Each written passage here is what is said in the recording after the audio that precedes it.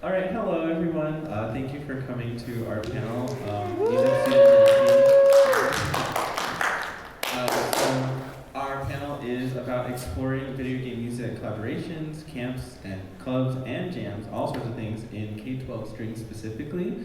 And we are proud to represent a newly formed organization called the Loudoun Music Collective, which is dedicated to providing video game music resources and events to young students in first the Loudoun County area, and after that the entire world. So we're starting in one place and then we'll branch out from there. So we'll do introductions first. There's 4 of us, obviously, if you can count. My name is Michael Klinberg. I am new to Northern Virginia, but I am a middle school K-12 strings teacher, and I also am a freelance violinist. I went to Indiana University. I also work with the Videri String Quartet. I perform with them and am their outreach and education director. So I work with them to bring the quartet to school programs, both collegiate school programs, high school programs, middle school programs, all sort of programs. And it is very unfortunate that we were double booked over them. We are all very unhappy about that, but thank you for coming here and being here with us for this, and you will get lots of resources for Videri during this panel as well. So that's me, I'll pass it off. And I am Chelsea Holmes. I am a middle school teacher as well in Loudoun County.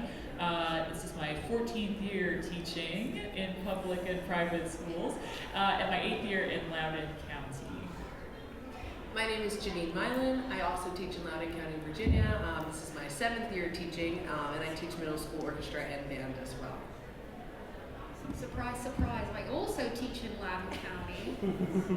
I teach orchestra 6th through 8th, and then I also work with the Shenandoah Conservatory on their outreach to local communities as well. So briefly, our agenda today is to cover the question of video game music and education, just talking about where that space has gone in recent history, and then talk about the actual programs that we've done. So talk about the logistics, the objectives, how one could theoretically put together these projects, whether you're looking to do collaborations, you want to put on a camp, you want to just do some video game music improv with your students, and also talk about building a club and certain structures that you need to take into account when building that, and leave a little bit of time for question and answer. So just roughly, just to get a little bit nerdy, because that's MAGFest, and we get nerdy in lots of different ways, I wanted to just mention that video game music has not been explored in education very much, and it's a space that's ripe for that kind of exploration. It's primarily been explored in terms of what's known as participatory culture and fan culture, and just looking into how people respond to video game music and create artifacts out of it, which we're all very familiar with MAGFest. But this is obviously happening in classrooms because students are doing that as well, both collegiately and in K-12. And our guiding questions stem from that research. We want to tie it back to that. Obviously, if you're an educator, you're always looking to connect it to standards. You're always looking to connect it to the current academic research that exists. And so our questions were, how are we going to encourage K-12 students to develop skills to engage in contemporary media practices, because that is the culture of our time. And teaching them how to engage with that culture is part of our job as educators. And if we take into account that technology is everywhere and video games are a popular cultural medium that people participate in, over 64% of people participate in, according to the Entertainment Software Association, then how might we look in our classes and say, we want to account for that and make video game music something that students can participate in, while also making it accessible to educators. And the main reason that we want to talk about that is because music educators struggle so much to incorporate anything that's not the Western classical tradition. And I think we can all talk about what's hard about that. For example, if you go through a traditional conservatory training program, you're most likely never going to encounter a lot of diverse practices outside of being told that you have to do culturally responsive pedagogy. So you would struggle to incorporate things that aren't that because you don't know where to look. And do you guys feel like that is reflected in your training? It's not ever something I got to experience as a musician. It was something I had to seek out independently, and it's something that's really lacking. That relevance part of your education, something that personally relates to you and that you make that connection with, and that's what it's all about. music education, in my experience, is incredibly theoretically based. When you go to university and stuff like that, it's more about like, you know, reading different like theories of pedagogy about how to teach rather than like resources, like exactly what to do. And yes, we're always told about culturally responsive frameworks and different things like that, but then we're also not really taught how to do that as well. So it's just, yes, it's difficult. Yeah, and most importantly, of course, teachers are underpaid and overworked, so that's the biggest problem, right? You got it. So anyway, our goal is to provide a possible framework for you to incorporate video game music in your K-12 ensemble and to further detail potential exploration options for that genre. And we want to state first and foremost that we are very much exploring the genre, and what we've done is by no means authoritative. We just want to provide resources and examples of the kinds of projects that we've been putting on as we've been iterating them, and start chronologically throughout what we've done in 2025. And the first project is a collaboration that we did with the Videri String Quartet. It was one of the first programs that I helped them facilitate before I had started working in Loudoun County. And that was the Videri String Quartet and Sterling Middle School Orchestra collaboration with Chelsea here. And if you don't know the Videri String Quartet, I'm sure most of you do. How many of you know who the Videri String Quartet is? Okay, so I don't have to talk too much about them, but they've been around for a long time, and they've been dedicated to exploring the convergence between video game music and classical music. They like to perform both to expose certain communities to the opposite musical experience. And they've performed nationally, venues such as here, and they're super excited. They've been at Nintendo headquarters. They did a residency at the Jacobs School recently that I put on for them. And they've been working in the K-12 community with me as of late. And so we want to talk about what that project looked like. And if you're thinking about collaborating with, say you are doing, you want to work with the Game Brass, or you want to work with Videri, or you want to work with any VGM ensemble that you met at MAGFest, this is one possible way to do that, and I'll let Chelsea talk about that. Yeah, so last year we put on a project with Videri because I had been at my school for a good amount of time and I knew my students really well.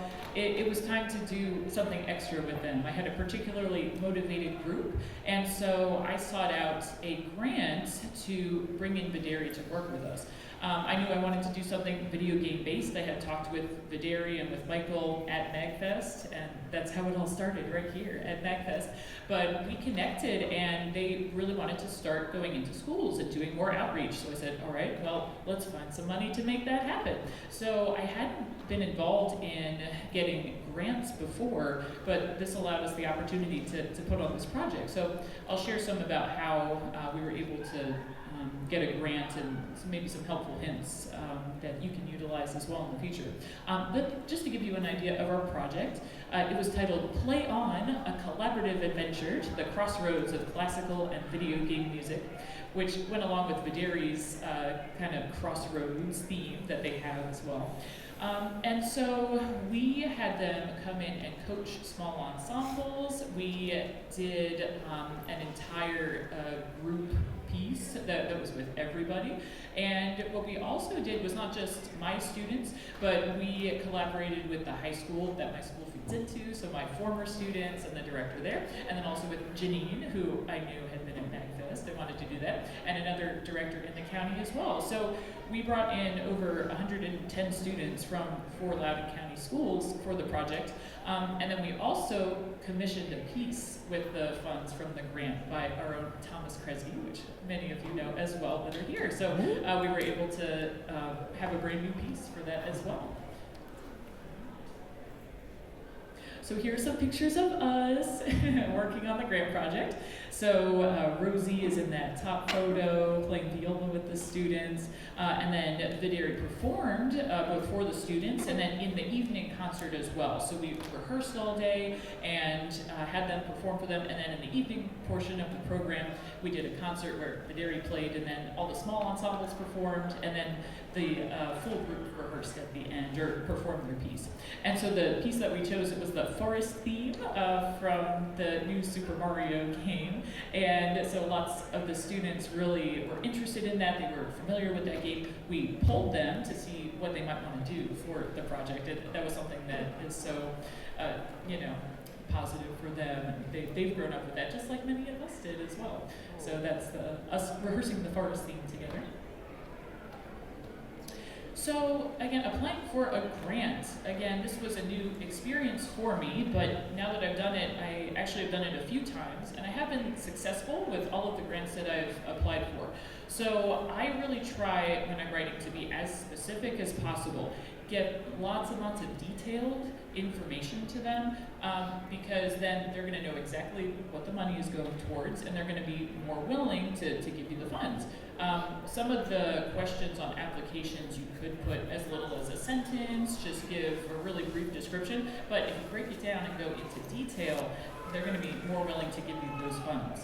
And then again, communicate the importance of the project. So how many people is it going to impact? Why is it relevant to students and your greater community? Why should you do it? What is the point? And again, present that justification to them. The grant that I got specifically, if you're local to the Maryland, DC, Virginia area, was the Wolf Trap Performing Arts Grant. And the deadline for this is in October every year. So if you're, again, local, this is a great thing to apply for. And we were able to get the $5,000 grant since we were collaborating with a high school as well. And so that really provided us a lot of financial backing to put on this project. And other grants, we also applied to the Loudoun Education Foundation and got extra funding from that. And then this year as well, I've been able to do other local grants. They were able to provide money to my program based on our students going out and performing in different senior centers and things like that. So there are many ways to get the funding to help your program out with whatever projects you're looking for. So again, I'm not going to read all this to you, but this is part of the grant project that I had. So again, listing out all the details. I had multiple goals. The first one, developing collaborative skills. So we're working with the other schools and students, making VGM and classical music accessible and relevant, again, showing the connection between the different areas, and finding something that students could relate to. And then presenting pathways to lifelong involvement in the arts. So again, this is not going to be a one-time thing. It's going to engage them and be something that they want to do for many, many years and for the rest of their lifetime, and hopefully pass on to other people.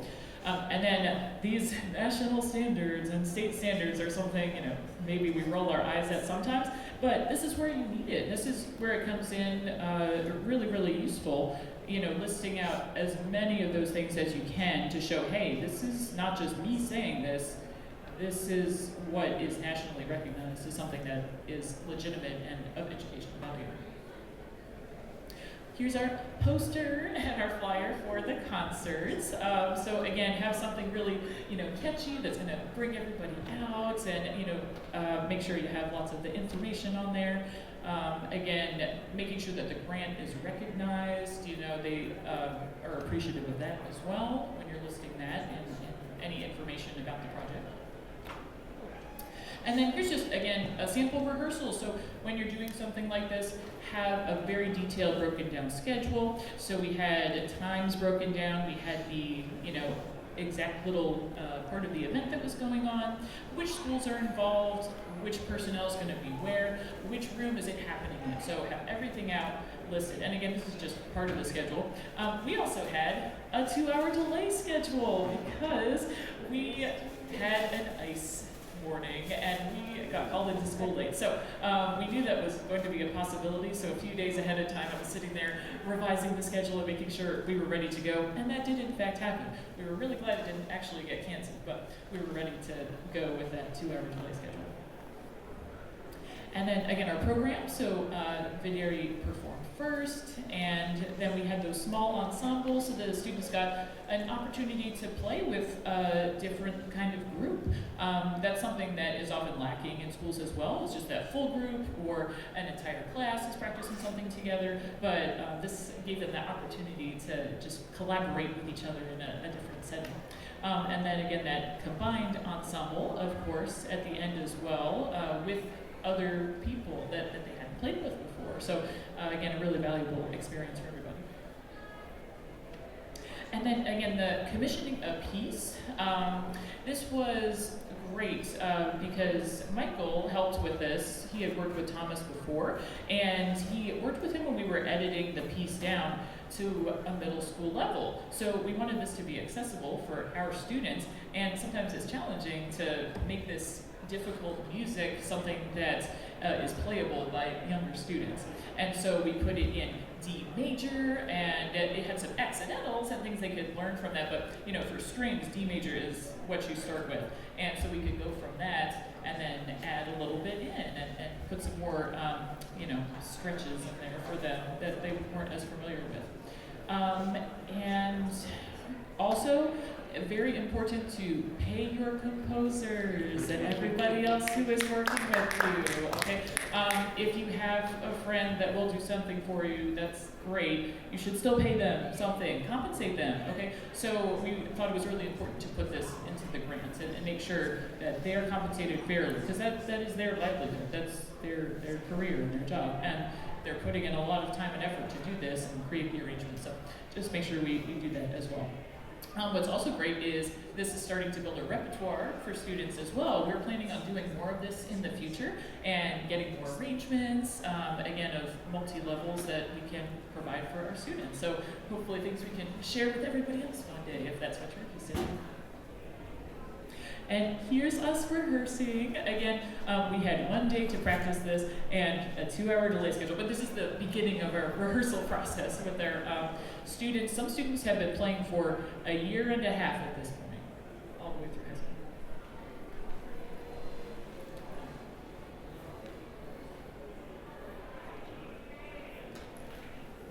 Oh, thanks, Alice.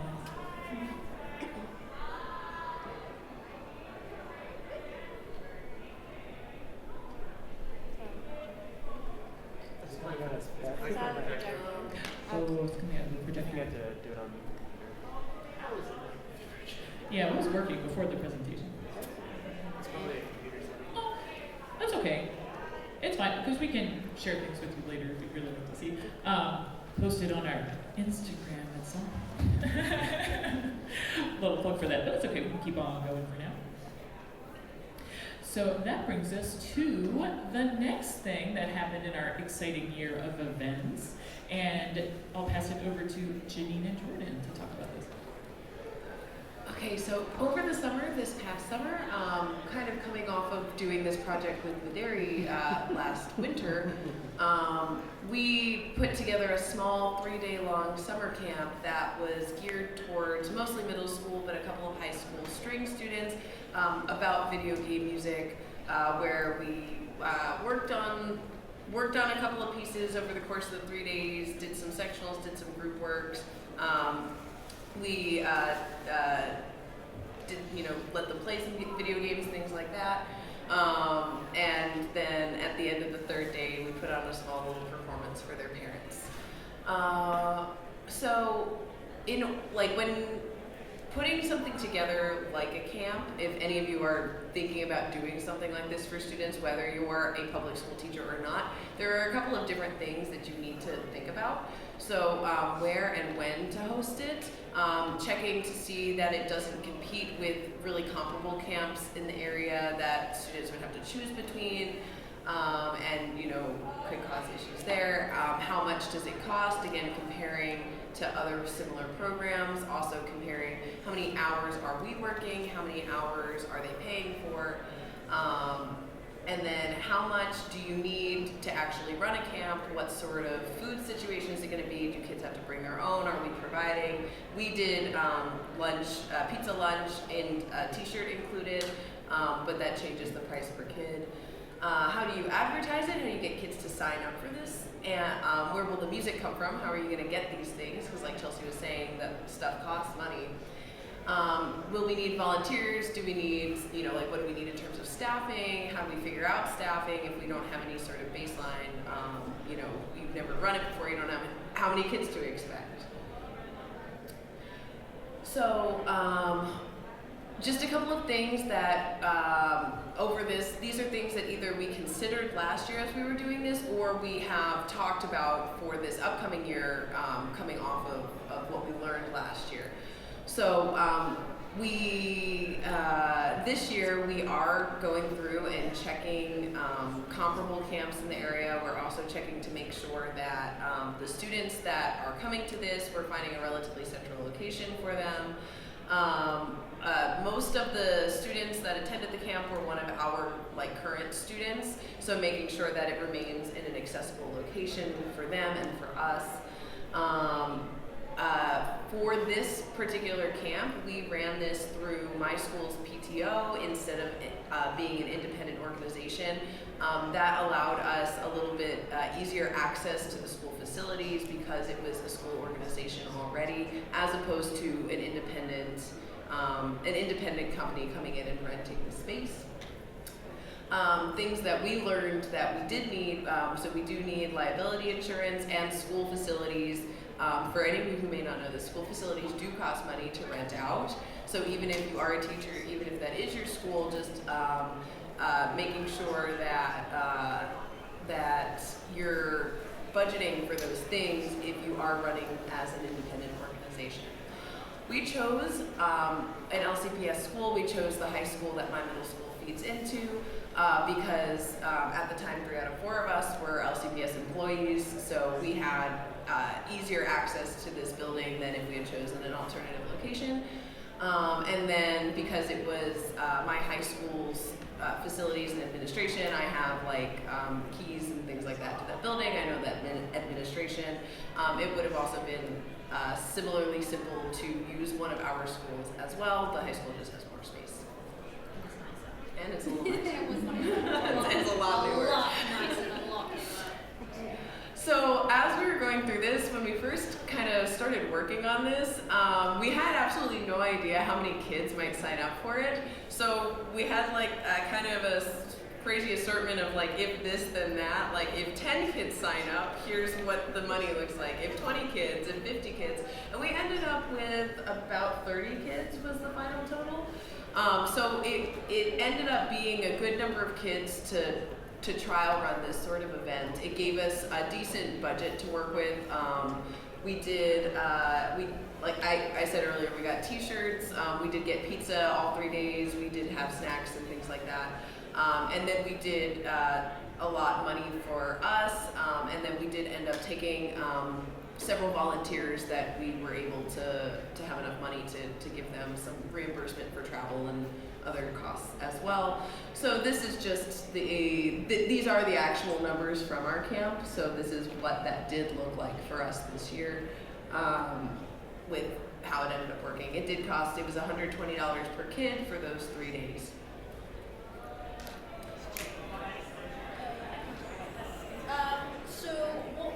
So we, of course, how we ended up advertising this information was we initially, because we didn't know exactly, being our first year, exactly how to advertise it. So what we ended up doing was I sent it through our county's community of orchestra teachers, because right now we're just orchestra, just baby steps.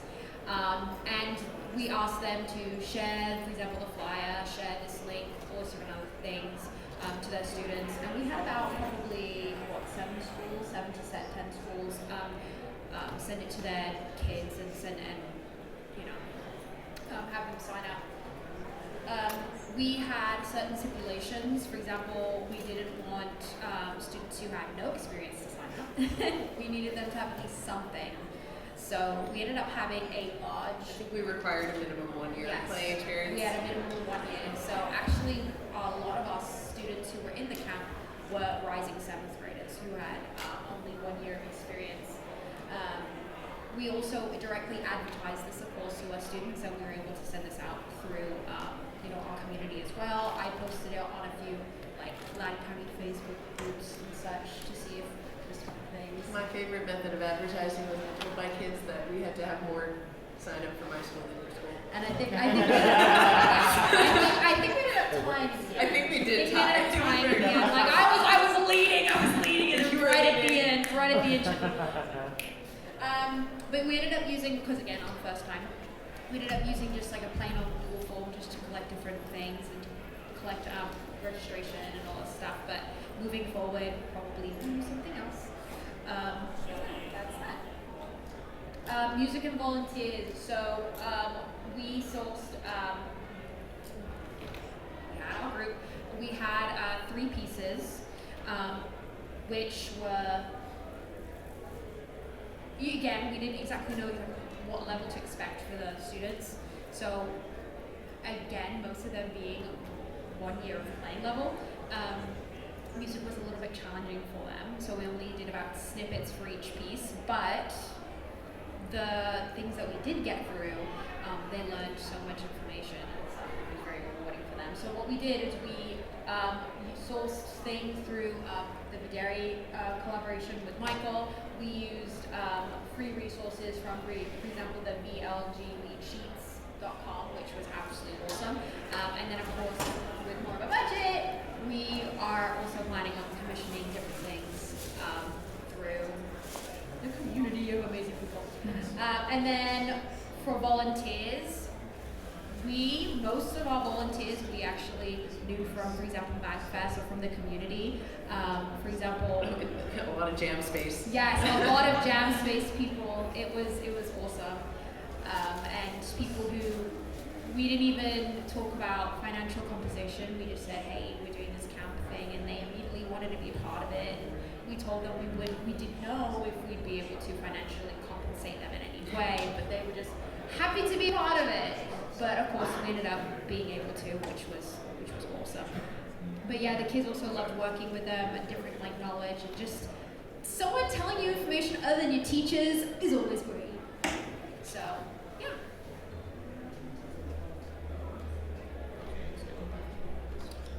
For our schedule, we tried to keep it relatively simple because we really did not know what to expect. All these kids were coming from different schools, and while many of them were one of our students, there were also many students that did not come from one of our schools, so it was just a wide skill level. On the first day, we did registration, and then the first thing is that the 3 of them, plus we had an additional teacher play cello, played through some string quartet video game music for the students. So they put on a concert first, which was a nice way to start that off. Then we took the kids through rehearsal, lunch, and then after lunch, sectional rehearsal. That was day 1. The camp ran 10 a.m. to 3 p.m., so not incredibly long, but we had a chunk of time before lunch, a chunk of time after lunch. Second day, we started right away with rehearsal. We did lunch second, and then on that day, we actually did a jam. So if any of you guys are familiar with Jam Space and how that works, we had those volunteers from Jam Space come in and do that with the students, and Michael's going to talk about that more in detail soon. And then on the third day, we rehearsed a little more in the morning. We had lunch, final rehearsal. We had video game time where the kids, while they were playing Smash on my Switch, were like, there's not a lot of characters unlocked on this, and it was kind of mean. And then at the end of that, they were a little judgy. And at the end of that, we put them on stage, and we performed all that they had done, including the jam that we had done on day 2 for their parents, and then sent them home. So I'm going to talk a little bit about video game music jams for kids because we did it at the camp. Basically, why is it good to include video game music jams or jams in general for students? It builds improvisation, oral theory, harmonic skills. These are things that string students in particular don't get exposed to a lot in their early education, or if ever in their education. And it also exposes students to a unique quality of VGM that has lasting participatory power. It's something they can continue to participate in. As educators, we want our kids to continue playing music, whether in a community capacity, a professional capacity, just for fun. And this is a great way to encourage them to see what kinds of opportunities there are for them to play video game music when they graduate, even if they're not doing music professionally. So what would it look like to do this for a middle school strings group or a high school strings group? That's what I'll talk about, and what materials and resources are important to do that. So for the structure, just like with commissioning a piece, you need to utilize scales, keys, finger patterns that kids will find accessible. So D major, G major, A major, you can't go out there doing half position for your kids. They need to have something that they can play relatively easily because you're also asking them to improvise. So you have to start from a much simpler place and build up theoretical knowledge as you go. So you can add on, if you have more time, how does a lead sheet work? How do you understand basic oral theory? You can learn the bass line as well so that they can hear, oh, this is what the harmonic structure is. We are playing the root of the chords. We could hear what, for example, the jam space people are playing for us. They can understand the difference between their part and what they're hearing. And then structure the improvisation through a scaffolded rhythmic and scalar pattern that you would find accessible when teaching any piece. For example, if you're playing a piece that is in 3/4, you can give them all sorts of rhythm patterns and put them up on a board like quarter, quarter, 2/8 notes, quarter, 2/8 notes, quarter, and just have them written up so that students can look at that and be like, oh, there's a vocabulary for me to improv with. All I do is I pick a note and I play a rhythm that's on the board, and I've just improvised. You do the same thing with the notes. You can say, you can use F sharp, G's, and A's. Go ahead, and then make something up, and that's kind of confining it in a way that gives them a vocabulary. They can still be creative, but it's not a sea of infinite possibilities on my instrument and I just get to do anything. They will most likely do absolutely nothing. So that's why you have to do a little bit of structure. So settling on a piece, how are you going to do that? So that's where we mentioned earlier, Jordan mentioned the video game Lead Sheets website. If you guys are familiar with that, that is a huge resource, and any other lead sheet resource that you can find where you just can scour those pieces and find songs that your students can play, and that's based on your ensemble. We chose to do Lon Lon Ranch. We had time to do one, and that's because it's in D major, which is a key students are familiar with. It only has a few difficult chromatic fingerings, which are rehearsable, a brief low first finger section in F major, and then for the improv section, we could easily create a D major and G major loop, which would accommodate notes in G or D major. And we ended up just saying improv in D major because if they threw a C sharp in there, hey, we're just having fun. It's funky. So lesson objectives. This is structured in more of that like traditional lesson plan way if you're trying to build it that way. So students will play a 1-octave D major scale, they'll know how to do that. They'll be able to improvise on a 1-chord D major jam just to start off. They'll perform Lon Lon Ranch just as a piece, they'll be able to play the piece. And then they will be able to improvise during Lon Lon Ranch over this 2-chord loop that we create. And the lesson procedures, so how did it actually go? We'll provide the lesson to you at the end. But we had a demonstration jam, so we had the jam space folks actually play, and then we discussed a little bit about what is ahead in a jazz standard. So you're playing the melody, and then how the harmonies work. We had some of those players isolate the tonality so students could hear, oh, this is building up from the bass, this is the bass, then we had the keys, this is what a chord will sound like, now what note are you playing, how are you fitting in? And then we had a little D major warm-up, we played our scales, we did a little bit of improvisation just over a D major chord. So we just said, literally play anything in D major for 2 bars of 3 because Lon Lon Ranch is in 3. And then we just practiced for like an hour. We learned Lon Lon Ranch. We went through it, we sight read it, and then we rehearsed it for a while. And after that, we discussed how we would perform the chart. So we set that parameter that at the end of Lon Lon Ranch, we're going to do a 2-measure loop, and each student is going to get to improvise for 2 measures at a time. And I will point out to the volunteer students who want to improvise, okay, you're going to go, and then we counted up. We had like 10 or 11 kids want to improvise. We had a lot of kids want to improvise, which is great. And so then when we got there, I was just like, okay, you, all right, now you, all right, now you. And they're just waiting for their cue, and then they play stuff. So it's the best way to do it. And just to shout out again the DC VGM community because they wanted to be here, and they also have other obligations, but they were the ones who pointed us to VG Lead Sheets as a resource. They volunteered during every day of the event. They provided us audio equipment, their own equipment they came with.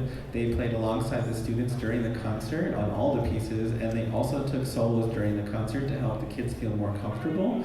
And they performed that demonstration jam to show them what it's like. And I know our audio didn't really work earlier, but we do have some video that we can share with you where... Can I add one thing? Yeah. So in addition to all of that, none of us really have a background in jazz or jamming, Sure. and they did work with us ahead of this to help us understand what to do so that we could teach this to these students.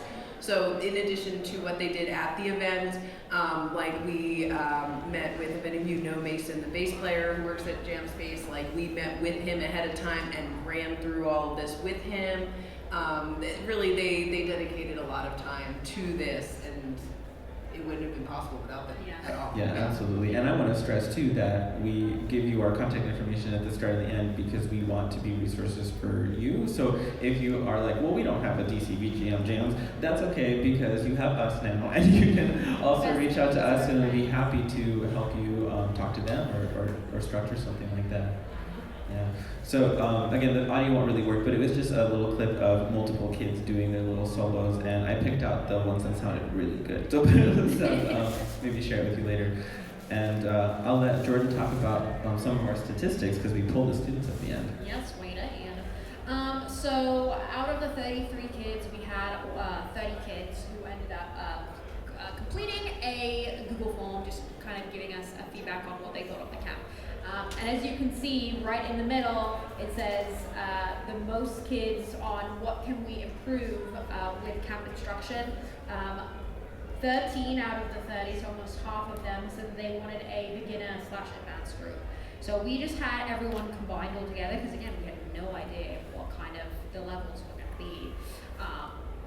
So we had, again, some kids who had been playing for 1 year, and then we also had some high school kids in the mix. So there's definitely needed for separation later on. And you can see that, we had some more sectionals, the kids liked sectionals. We had wanted to do more jamming, improv. Interestingly enough, more theory classes. 8 said they wanted more theory classes, which was like, okay, in the summer you want more class, okay.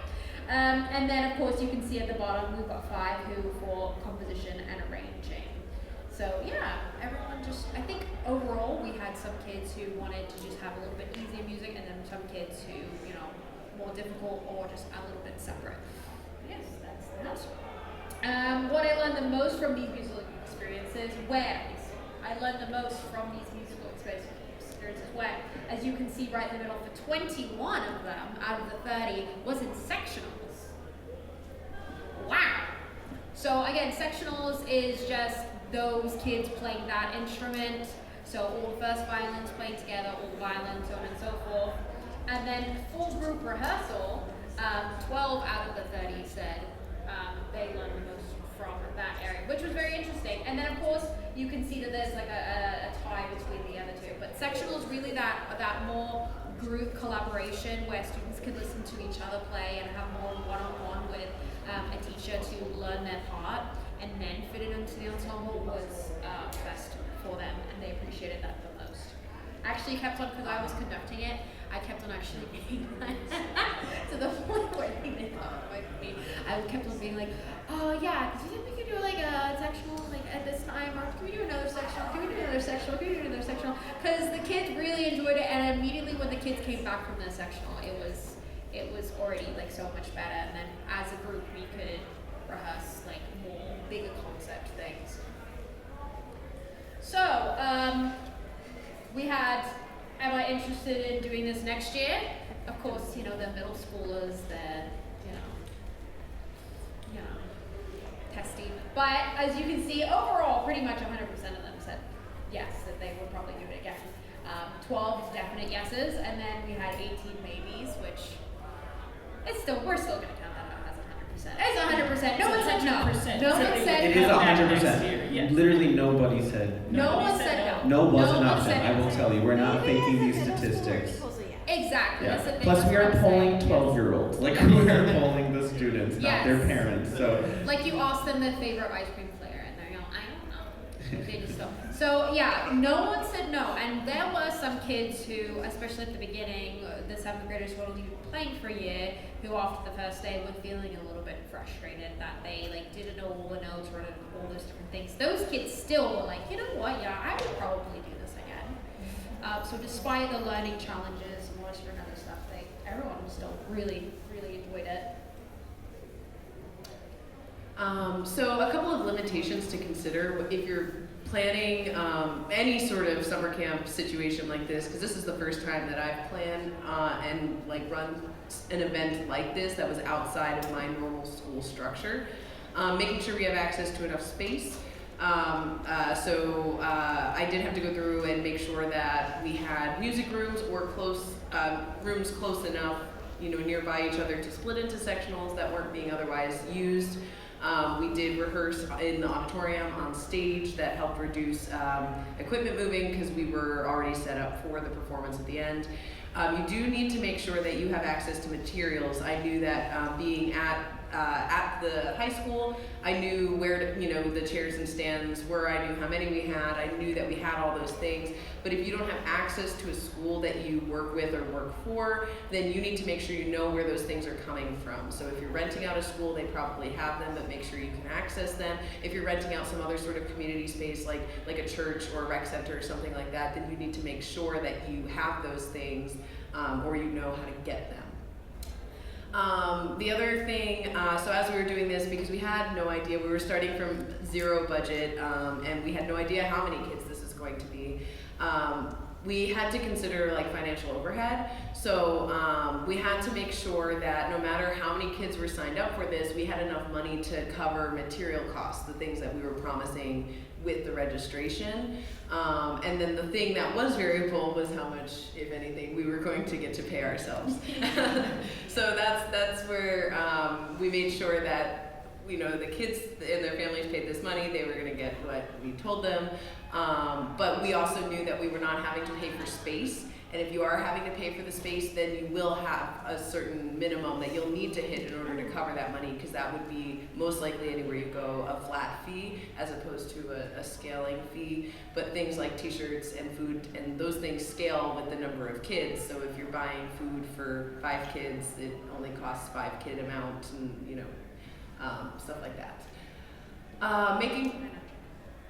And then we did have a couple of financial assistance students that we were able to cover because we did have enough enrollment to make that work. We also, you have to consider your demographics. So we teach in a very large school system. It is one of the largest school systems in the state of Virginia. There are 18 middle schools and 17 high schools in our county. So that's a lot of students to pull from, and that's also a lot of colleagues that are our colleagues that we're able to advertise to directly. So that made advertising a lot easier for us. If you live in an area where there's fewer schools, it's a smaller community, then you're gonna have a harder time sourcing those students. Jordan was talking about the accessibility of arrangements and making having differentiation for different levels of students. So with our budget being kind of ambiguous this year, we didn't know what we were going to have in terms of money to commission anything new.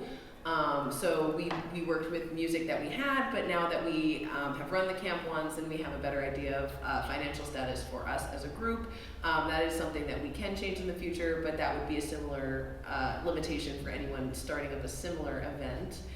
And then for us, we've talked a lot about this, but we have incredible access to community being so close to MAGFest here in the DC area. So we have lots of people that were immediately willing to help. Not everybody is quite that fortunate, just depending on what sort of a VGM community might be in your area. So for this upcoming year, we do plan to extend the camp from a 3-day to a full 5-day event. We are planning to add more of the non-playing activities, such as music theory and possibly composition arranging stuff. We did have a little bit of leftover funds from this past year that gives us a better starting spot to add extra activities and look into commissions and different levels of music. We are also considering either in this year or in future years guest performances and artists, and that will also come with a more stable budget.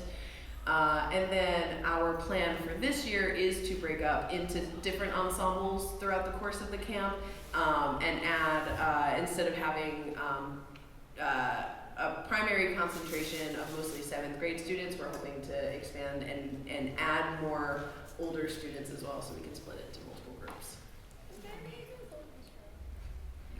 So the last thing I'll talk about is a video game music club, like how you can do a club at your school that's more year-round. And so I run a video game music strings club out of my middle school, Watson Mountain, and I want to give a quick shout out to one of the students who actually is in that club, who's sitting right here.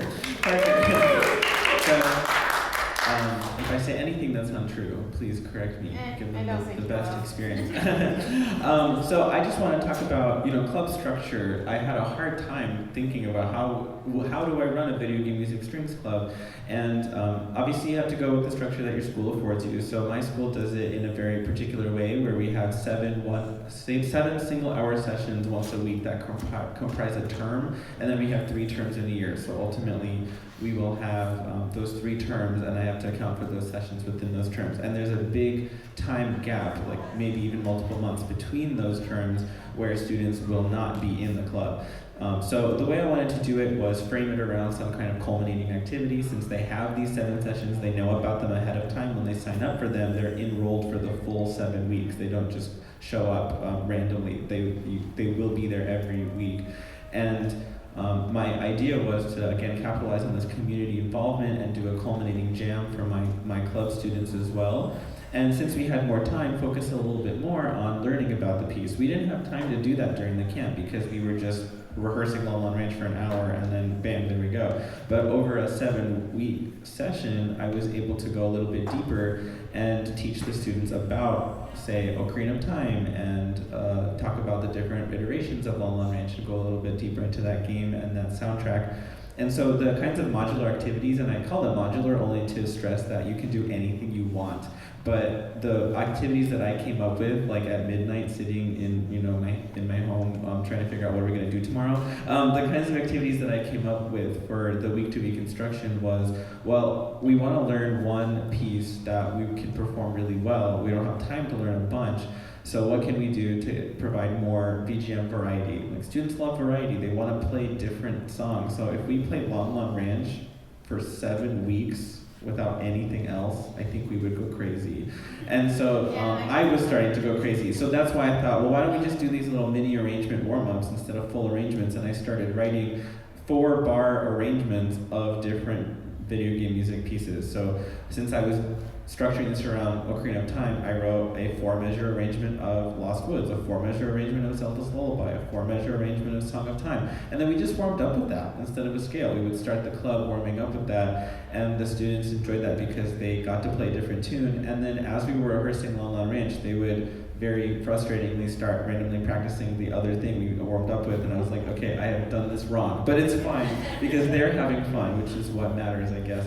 But then the other thing is, because again, I want to go deeper into VGM, we had sessions where we talked about VGM history. We talked about Ocarina of Time's first release. We also are now incorporating student-led lectures, having like mini MAGFest, but at home. So we had our first lecture this last week. A student gave a presentation on Amanda's Adventure or something like that. I think that's what the game is called. But students are self-electing to present on games that they like and giving little panels during the club. And I think that's amazing.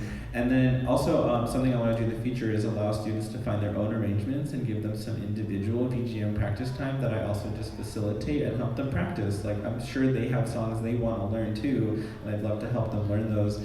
And then learning about and playing various games. It's a club, so we want to play games. So we've played, Taiko no Tatsujin, we've played Mario Kart, we've played we're going to play Smash and Rhythm Heaven Fever. So just, again, showing kids more games and having fun is also part of the club. But just some example session flows, like my first session, I just talked to the kids about VGM history. We all showed each other our favorite songs on YouTube. We talked about Ocarina of Time, went over development facts, inspirations. Then we listened to Loudoun Ranch, then we worked on the first part. And then maybe on the second session, we did a few mini arrangements. We talked about those songs. We worked more on Loudoun Ranch. We played a video game. And you can structure it any way you want, but this is what's worked for me. And another example of these mini arrangements, like this is literally what I printed out and gave them. At the time, I only had violins and cello players. Now I have violas as well, and I also have a bassoon player, Parker. So he can read the bass line. But it ties in thematically with the song of the term. We're also working on some Animal Crossing, so I made some arrangements for that. We're working on Hollow Knight, so I'll do mini arrangements for that. And again, allows opportunity to increase variety. It focuses on portions of tunes kids would know, like just the melodies. And you can edit the tunes to be easier, so I basically put them in like C major, so that it was a key that students knew, and then diversified the rhythms a bit. Like one of the pieces has a dotted quarter note, so we got to talk about that in our warm-up. And now we're doing Animal Crossing, and I turned it into kind of like a practice sheet, this one, because there's two different versions of the same song, where the first one is an easier version written in quarter notes, and the second version is the original with the syncopated eighth note. So that way we can just easily see on the page how to practice it, and then how to then play it. So there's multiple ways you can do it. And then just some sample slides. Like these are some slides, I show them Lost Woods, I show them the songs. You can put up, if you want, for example, the notes to songs for students who are still learning to read, if you want to expand to more of your kids. This is like a sample slide when I talk about history, like show them consoles they would have otherwise never heard about. And then, except Parker, I know he would know everything about VGM. And then, talk about Ocarina of Time, like this is how they added music into their game. Like you would play it on your controller, and you played an instrument in the video game, and kids might not know that about older Zelda games. And we also had a culminating jam, and so guests from the DC VGM Jam community also came to my 7th club session to play. And what was really cool about this is because we had more time, I got to have kids play the bass line, learn a little bit more about lead sheets, and I gave them plenty of time to come up with their own ideas and improvise multiple times with some support. They were given the same rhythmic and scale-based vocabulary to use, and during the jam I was so excited to see these kids being creative. One student decided to try using pizzicato and change their technique. Another one sampled Undertale. Parker sampled Undertale. Literally pulled up VG lead sheets and found a piece in D major and said, I'm going to sample this without me even saying anything, which was awesome. And then another student who struggles to read music made patterns on her own and had so much fun because she didn't have to read. She just made stuff up and it sounded good. So just finally, like my limitations that I experienced running the club is, again, it's always going to be finding accessible music. Even in VG lead sheets, there's going to be difficulties in the song. So now I'm now taking to editing them so that they're more accessible. Like we're learning Dirt Mouth for Hollow Knight, and there's some rhythms that are just held for durations that aren't very comfortable for students to read. But if we just change it to a whole note, it's going to retain the core of the piece and also make it more accessible to the student. Yeah. I think it was dotted half into like a quarter. You're right. I don't think we've made it to a whole note mod yet. So. Right. But we changed it so that there wouldn't be any syncopated 16th note. Yeah. That's what happened. Yeah. It was changed for that reason, so it would be whole beat values with no syncopation. So rehearsal is broken up by week and time is limited, so if you only see your kids once a week, it's going to be a lot harder to rehearse, and differentiating based on playing ability is always going to be difficult for the same reason, so creating those slides where they can see notes and giving them some extra time is very helpful. And conceptual knowledge takes a lot of time to build and develop, so if you want to go into VGM history, it's something that you have to spend a lot of time creating resources for.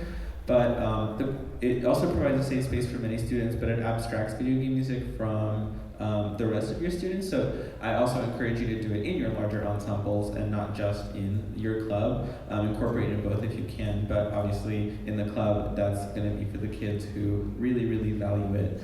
So I think we can talk a little bit about just our vision, like the value of VGM. These are our final slides before we hand you all of our resources and secrets.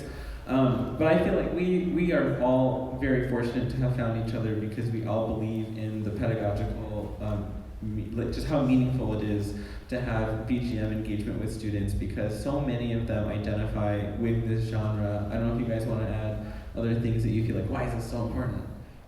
I think a lot of the times with in the classroom right now with music education is that we're focused so much on like Western classical music, and classical music is never dying, and I think that's like something that music people are saying, no, classical music's dying. It's never dying.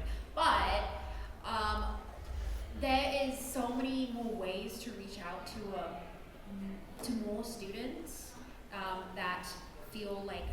disconnected from classical music for various regions, rather than be cultural or anything like that. And so using video game music is just another way to bring more students in to the community and for them to have something to relate to and through music education. And then of course later on that creates, adults who have a value for music education, which of course means more funding and then I'm more interested in video game music, blah, blah, blah, blah, blah. So there's so much importance. And then of course from a string standpoint, there is no real improvisation for strings in a lot of spaces. So for us to teach jam, really helped kids kind of get out of that mindset of, okay, I have to follow like XYZ on the page and have them with more creative freedom, which I feel is for like band students. They have more of that freedom in jazz spaces, but we haven't had those freedoms. So just experimenting with all those things has been exceptional. And my students still play Long Long Ranch randomly and jam onto it while we're warming up. Yes, I'm like, oh my god, again! All the time. Beautifully said. Anything else? So I just wanted to add, if you want to take our resources, we are including a QR, and just so you know what's in there. We have basically all of our tips for starting VGM collabs. We have references for arrangers that we've worked with and all of their contact info for the Videri String Quartet, and also video game music jam tips. So we recorded a lot of our findings from our experiences, because again, I think somebody mentioned we have not been exposed to jazz improv. We are very much learning with the students, and so we've iterated and found tips that really helped us, like some of the things I mentioned. We put all of that in there. And then a sample VGM improv lesson plan with long range baseline parts and accessible parts, and then additional lead sheets that we've been using with students. So we'll leave this QR up there and all our contact info, so if you want the handout, you can use that and also get access to chat with us if you ever need support to do any of these things. But thank you so much for coming to our panel, and if you have any questions or want to talk to us, please feel free. Thank you.